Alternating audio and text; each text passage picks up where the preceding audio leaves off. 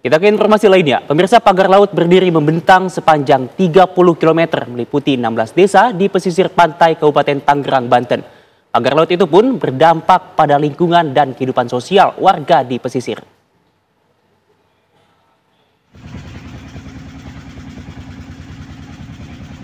Pagar laut sepanjang 30 km membentang di pesisir pantai utara Kabupaten Tangerang, Banten.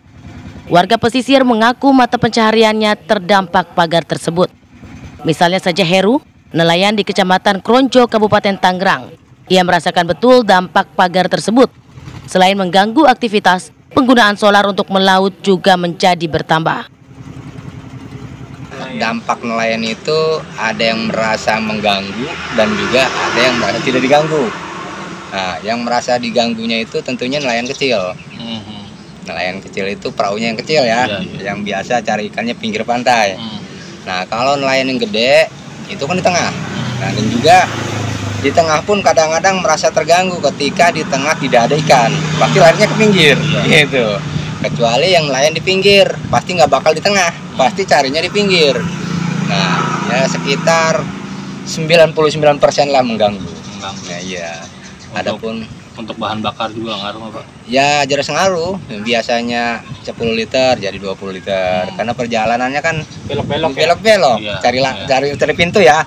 Cari pintu yang nyaman kan pasti itu ya perjalanan. Mencari ikan juga lebih agak sulit ya, Pak? Agak sulit.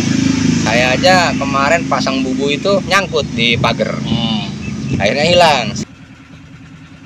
Pemagaran dilakukan sejak 3 bulan yang lalu. Menurut warga, proyek ini milik Agung Sedayu yang diketahui warga dari tukang yang memasang pagar tersebut.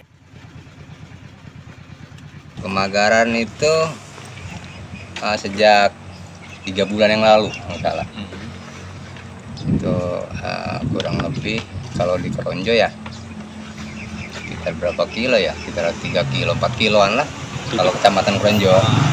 Tapi kalau keseluruhan itu 30 kilo lebih, kalau salah 33 kilo.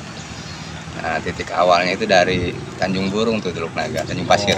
Sebelum sampai ini Kronjo, berapa kecamatan itu? Tujuannya sih kita nggak tahu ya tujuannya seperti apa. Katanya waktu itu saya tanyain itu proyek Agung Sedayu. Katanya PSN ya. Saya itu kata siapa tuh, Pak? Kata tukang. Kata tukangnya. Yang masangnya. Yang masang siapa, Pak? Yang masang ya kalau nggak salah para nelayan dari Ketapang mau. Kalau warga sini nggak ada yang mau.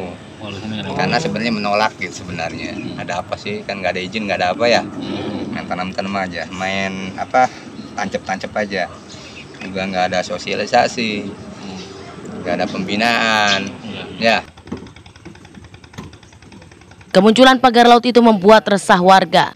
Warga berharap ada solusi terbaik bagi mereka, karena pagar tersebut telah menimbulkan dampak ekonomi dan sosial bagi mereka. Dari Tangerang, Banten, Rusdi Muslim, TV One mengabarkan.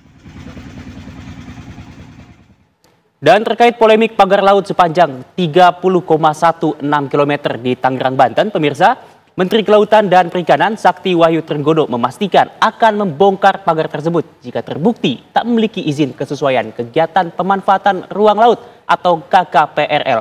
Hal itu diungkapkan Menteri KKP Sakti Wahyu Trenggono saat melakukan kunjungan bersama Menteri Kehutanan di Karawang, Jawa Barat. Pada dasarnya yang namanya penggunaan ruang laut yaitu harus punya izin KKPRL. Ya.